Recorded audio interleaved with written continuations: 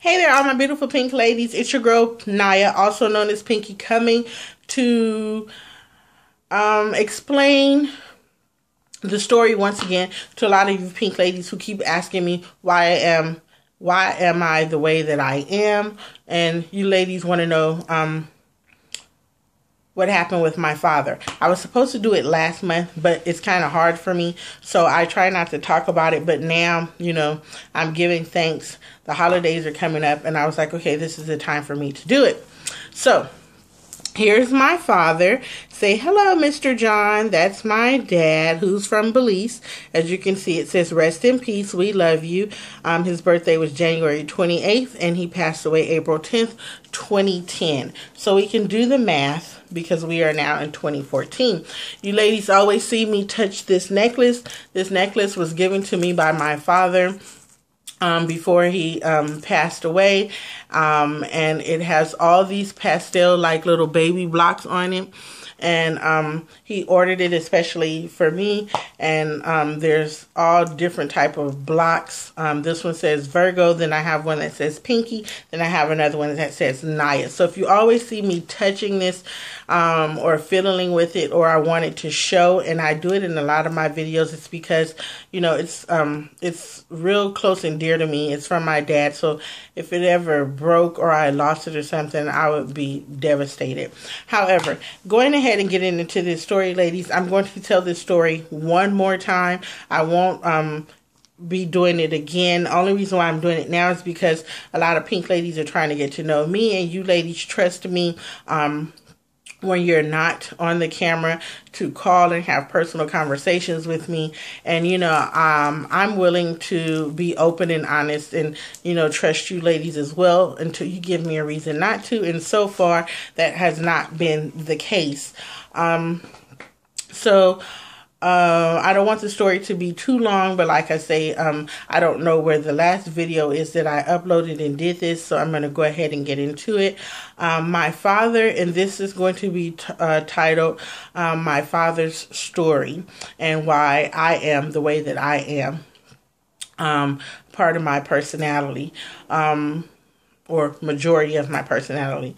My father died from ALS, Lou Gehrig's disease, and it's been over 5.5 years now. And my father was staying in another state. I was here in California working, and a cousin of mine called to let me know that my father had been in the hospital, and she was wondering why no one had heard from me. Come to find out, no one had called any of his kids and said anything, because his wish was for his kids not to know as of yet until they found out what had him so sick. So I immediately was like, okay, I'm ready to take a flight, get up out of here, take the time from work. That's when I was working, and I'm going to go check on my father. So I got a flight out the next day, but until I could get to him, I called my grandmother and uncle to find out what was going on. And they simply told me that my father had been, crying or teary-eyed or complaining about having really bad back problems, and then he started to hunch over when he walked, and that he couldn't lay any other way but on his stomach. He couldn't turn to the side, he couldn't sit up in a chair, anything of that nature. And they was like, okay, well, maybe it was the work, so they took him to a chiropractor. He stopped working and so forth, and that wasn't the case. His back was still bothering him, and he hadn't worked in weeks. So my uncle said this on a particular day they were getting ready to have dinner, and he called my father to come walk in the kitchen to get his plate. And he said when my father walked in to get his plate, he put the plate in my dad's hand and the plate fell.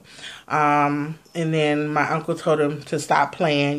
They thought he was joking around. So they picked the plate up and gave it to him again, and it fell again. So they asked my dad, are you tripping? You drunk? What's been going on with you? Why do you keep dropping this plate? And they said my dad started crying and was like, I cannot feel the plate in my hand. So you have to imagine someone handing you a plate, and you know how you grab it on the sides. They said every time they put the plate and he went to grab it, his hands just fell like such. They were limp. like dead, had no feeling. And my dad started crying and told my uncle, brother, I can't feel anything when you give it to me. And he said, I'm scared. And they was like, okay, we're going to get you to the hospital. So can you stand right here? And my dad said, I can't feel anything. And right when he said that, my dad fell to the floor, hit his face, blood everywhere.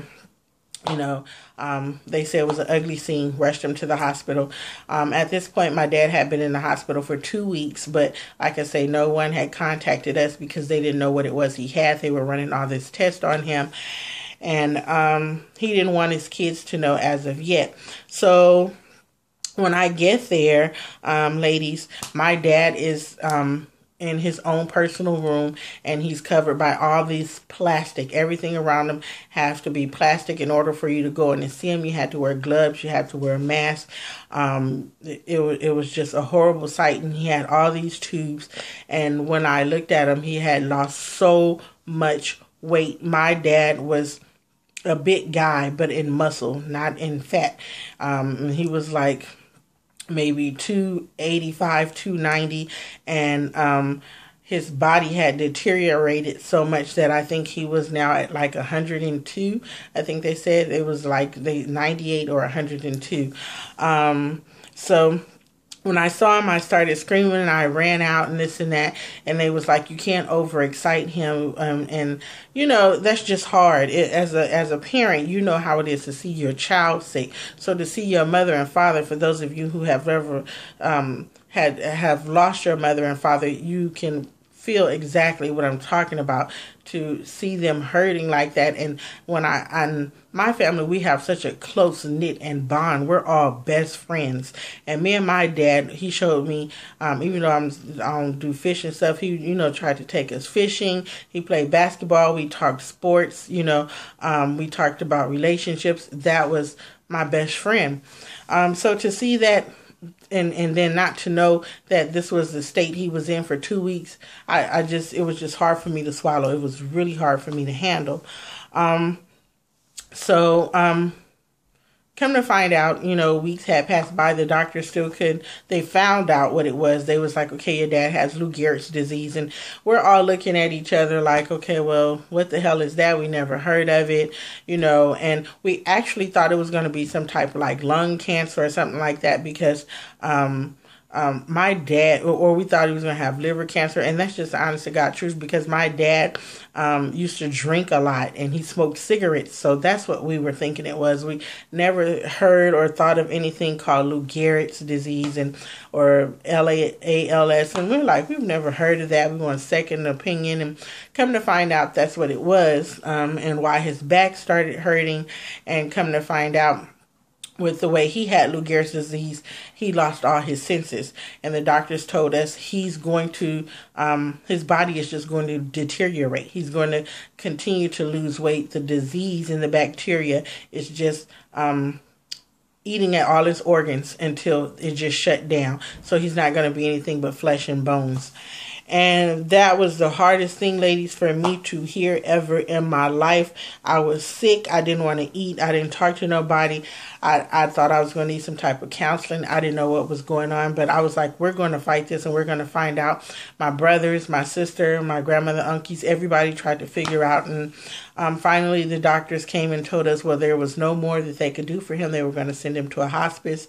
And for those of you who don't know where hospice is, it's a place where they send you where your days shorten. You're not going to have much longer to live. And they had already spoken to my father about this and said that they were going to tell the family. But once we all got together in a room, my father said that he wanted to go back to his mom's house, to his old bedroom, and live his last days there. So my brothers and sisters, they had to get back, and I had all this time left for a vacation and sick time and whatnot. So I used it to stay there and help my grandmother take care of my father. Fortunately, I was the last one of the kids to see him, but you know, people would call and talk to him. My father had a mask on his face where it was providing him with oxygen, He couldn't talk maybe 2 seconds without that mask. So when you put your mask on and your gloves, in order to hear what he said, you had to put your ear up to the mask so he could muffle and talk to you that way. Because remember, he no longer has senses of anything, no taste buds. He can't move his hands. He has a pee-pee poo-poo thing attached to him that's up under the bed, and they just pull it out and change it, all that. And I was by his bedside until 2 days before he passed. So I was just watching my father pass. And, it was the worst thing ever. But the 2 days before that, I was getting ready to come back here to California because I had to take care of some things with my job and with my daughter in school and figure out some other stuff. And then my grandmother was starting to get sick. So I was like, okay, we got to figure out some things. And that's why I always say I canceled my first YouTube channel. This is my second one because I was going through some things. And my father was like, okay, before you leave, there's something I want to tell you, and I want you to tell this to your sisters and brothers, and I want you to promise me that you're going to try to live by this as long as you can, as long as God provides you with your health and strength. And I go, okay. And then he said, remember this, life is hard, but death is easy. And I was like, huh? I was like, Pop, what are you talking about? I was like, your man's kicking in, because we still cracking jokes, trying to lighten the mood. And he was like, no, I'm serious. And he started crying. And I was like, I started crying. I was like, well, Dad, you're going to have to explain to me what you mean. So, of course, I had to go in close to listen. And he was like, life is hard. It's just hard for me, ladies. I'm sorry. He was like, life is hard, but death is easy. And he said, what I mean by that, you're going to face a lot of obstacles in life where people are going to do you wrong on your job, in your family, in your relationships, out in the streets for total strangers you don't know.